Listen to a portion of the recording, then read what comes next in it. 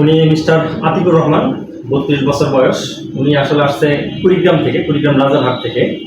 তো উনি দীর্ঘদিন থেকেই গলায় টনসিলের সমস্যায় ভুগতেছিলেন এবং নাকে হাড় বাঁকার দরুন ওনার নিঃশ্বাস নিতে কষ্ট হচ্ছিল।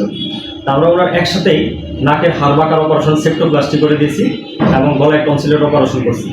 এই যে দুটা অপারেশন আমরা একসাথে করে দিলাম, উনি আসলে এখন কীরকম অনুভব করছেন এবং ওনার এই যে দুটো অপারেশন একসাথে হলো কতটুকু কষ্ট অনুভব করছে কিংবা ওনার ওভারঅল ফিলিংস থাকে, এটা আমরা একটু জানবো। আচ্ছা, তাহলে আপনার নাম হলো আতিকুর রহমান, তাই না?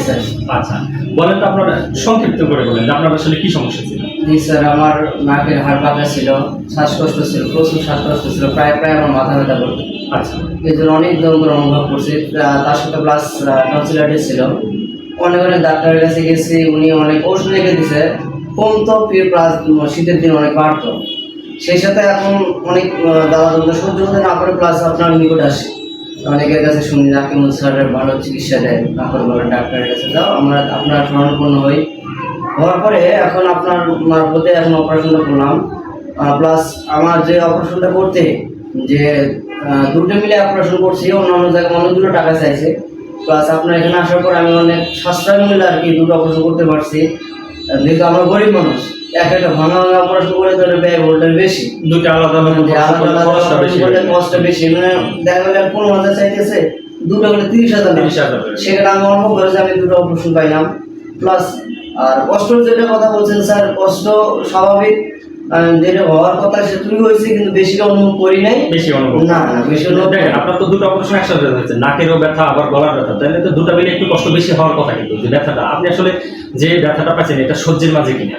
যে সহ্যের মাঝে, এটার কত প্রাথমিক পর্যায়ে যতক্ষণ আমার হুশ ছিল না, অতটুকুই আমি হুশ হওয়ার পরে 2-1 ঘন্টা তখন একটু শ্বাসের গলা যেহেতু অপারেশন করছে, নাকের সমস্যা ছিল, এটার কারণে সামান্য একটু শ্বাসকষ্ট হয়েছে, কিন্তু ওটার সহানুভূতি মানে সহ্য করার মতো।